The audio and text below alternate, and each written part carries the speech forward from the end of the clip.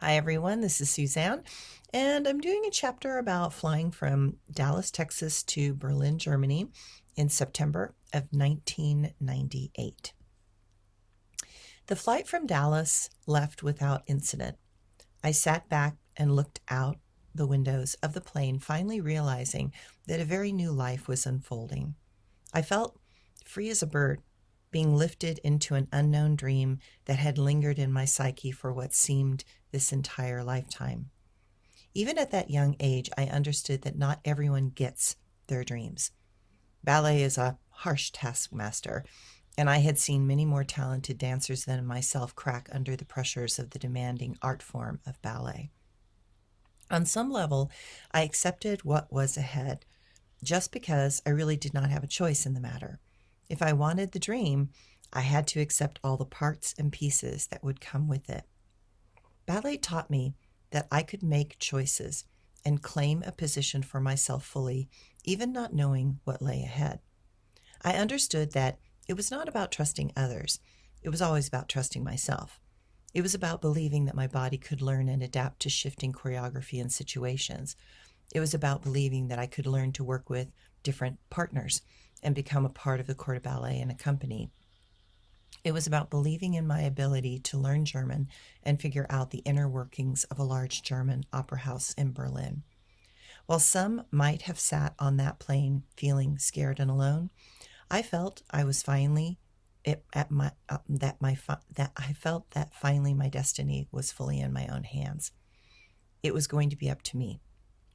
If I failed, it was going to only be my fault. If I succeeded, I could claim the credit for that fully. As the hum of the plane droned on, there was something soothing about that monotonous tone.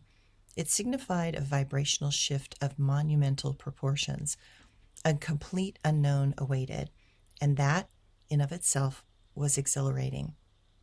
I land in JFK in New York, and I am grateful I was at least familiar with that airport. I found my next plane without incident and settled in for the long flight of my life over the Atlantic Ocean. That was the first moment that I began to feel as if I was not in Kansas any longer. The people on the plane were more international. There were many various accents and a smattering of languages happening around me.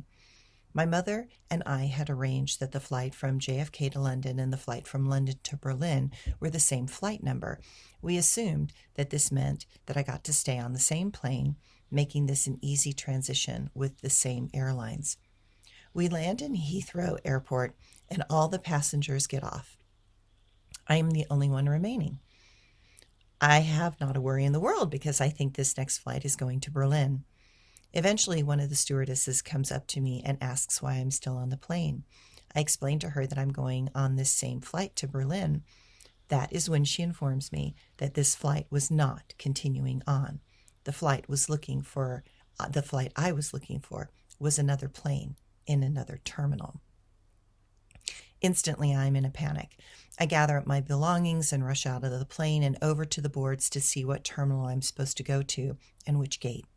I can feel my heart pounding. I'm flushed, nervous, and scared. I find the flight and gate number and I start running to that very far away terminal. Of course, I do not know about the different terminals that are international and domestic, but I was now learning that this was going to be the norm for my next leg of travel. I had not realized how enormous the Heathrow Airport was, and the further I had to go, the more I kept checking my watch to see if I was going to make it to the gate. Eventually, I find the proper gate and terminal, and they are just beginning to load the plane. This flight is a smaller plane, and the first noticeable thing is that all the announcements are first in German and then in English. That is when it begins to hit me that soon everyone is going to be speaking German, and I did not speak one lick of that language. Having taken French in school was not going to help me much. Of that, I was sure. I get on the plane and I do not know that I am in for the ride of my life. Seems that because of the Cold War and the fact that Berlin is deep in East Germany, it is about 60 kilometers from Poland, the East Germans required all the flights to fly at an altitude that was, shall I say, bumpy. They intentionally required all flights to stay at that particular altitude, and that made all flights into Berlin uncomfortable at best.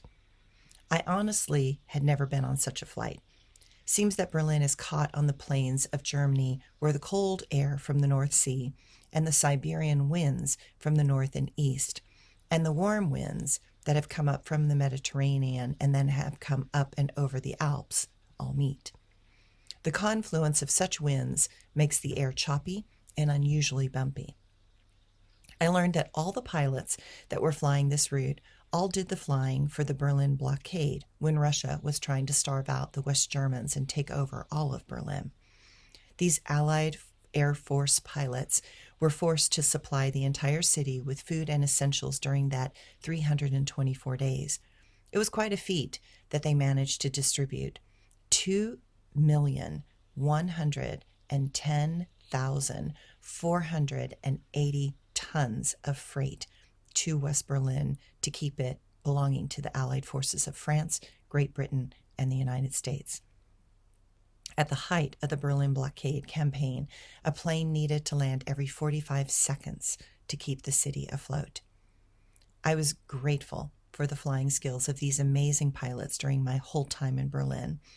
During that first flight, when the pilot came on the intercom, I was grateful to hear a Southern American slang accent out of the pilot's mouth as he explained all the situations. I love a country boy, and one with a Southern twang in his voice felt very comfortable to me.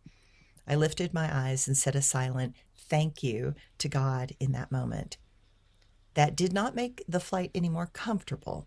I do not think I have ever been on a flight where I had experienced that much turbulence. Landing was accomplished on a help and a prayer from me as I was never so grateful as to have that plane solidly on the ground once again. I get off that flight and realize that most things were written in German, and once again I realize that I am completely clueless as to how difficult it was going to be to adjust to a new language and culture. Fortunately, the Berlin Ballet secretary is there to meet me, and she spoke very good English. She puts me in her car and explains that she is taking me to the Verkehrsamt in Berlin, the tourist bureau, and that they will help me find a place to stay. She explained that it was Oktoberfest and getting places to stay was harder at this time because of the influx of tourists and those that come to see family on both sides of the city. I instantly recognized that as we are driving, that it is dark, cold, and rainy. I was going to learn that this was going to be the normal for Berlin over the next 4 years. We get to this building and the secretary helps me fill out the paperwork that is all in German. I have my German-English dictionary, but my progress is too slow for her, and she kindly helps me out. In one section, there is a box that says religion. I put down Catholic as I was born into a family of Irish Catholics on both sides of my family and did a turn in parochial school. I look around and realize that everyone there is probably Middle Eastern looking. I was to learn that after the war, there were no men alive. And so the women that survived rebuilt the city, brick by brick. At a certain point, they allowed in Turkish men to help, and those men in turn eventually brought over their families. Because of that, there were conflicts as the Germans were not really friendly or willing to rent apartments to foreigners, because in renting a small apartment for one man, they would discover that an entire family was suddenly living in a one-bedroom apartment. This was going to be the basis of the squatters' riots that were going to happen during my stay in Berlin. The room was filled with cigarette smoke as all these men smoked. Much to my shock, my name was the first name called. I ran up to the desk, and they informed me that I had a room at St. Hildegard's Krankenhaus. Translation, I had a room in the nunnery with the nuns at St. Hildegard's Hospital in a section of town 4 subway stops from the Deutsche Oper stop. Quickly, the secretary took me to the hospital and into the place where the Mother Superior was waiting for me. I was so grateful that she spoke lovely English, and once my suitcases were in hand, I said a grateful goodbye to the secretary, and she told me how and where I was to meet her tomorrow so she could show me around the theater and the studios. I hear her leave and the door close behind her. The Mother Superior was so kind, and she explained the rules of the residential area for the nuns. I was shown the breakfast area, and she explained that one nun would be in charge of feeding me in the morning. She asked me what time I wanted breakfast, and I explained that 8 a.m. would be perfect because I needed to figure out the U-Bahn system. She told me to meet her here before I left, and she would explain how the subway system worked and how to get a punch card to get on the train. She told me that I could stay as long as I needed. She understood getting apartments in Berlin was difficult. She said that the cost of the room was 18 German marks per night, and that included room and breakfast. I'm sure my eyes held a surprised look, and she said that they liked to keep things simple around here. At that time, the exchange rate between German marks to US dollars was about 2 to 1, meaning that 18 marks was about $8 or $9. That was an incredible deal. When she showed me my room, it was a small room with one twin bed, a cross above the bed, one small table beside the bed, and a small table for writing and a wooden chair. She explained that the bathrooms were down the hallway and the shower was down there as well. There was paper and pencil to write in a time you wanted to take a shower, so everyone had a time for privacy's sake. She also explained that within the rooms, quiet was required as the nuns were often reading, writing, or praying. She also said that there would be a bell rung at 5 a.m. to awaken the nuns to go to Mass at 6 a.m. She requested for me to not use the bathroom at that time as the nuns were preparing for service. I nodded my head respectfully. She smiled and said that they were all happy to have me here and that she would see me in the morning. Then she closed the door, and I heard the heavy wooden door latch into place. Standing in the center of that room, I turn and look out the window to a dark and foreboding city. The clouds are gray and the buildings are gray. The mood is ominous, and it really begins to sink in that I'm not in the bright and sunny land of Texas anymore. I sit on the bed and begin to unpack. I pull out the essentials that I will need for the next day, pack my ballet bag, and go down the hallway to the bathroom. My shoes sound heavy on the hard wood floors. The hallway has minimum light, and the silence is pervasive. I brush my teeth, comb my hair, and walk quietly back to my room. Grateful to have a place to lay my head for the night.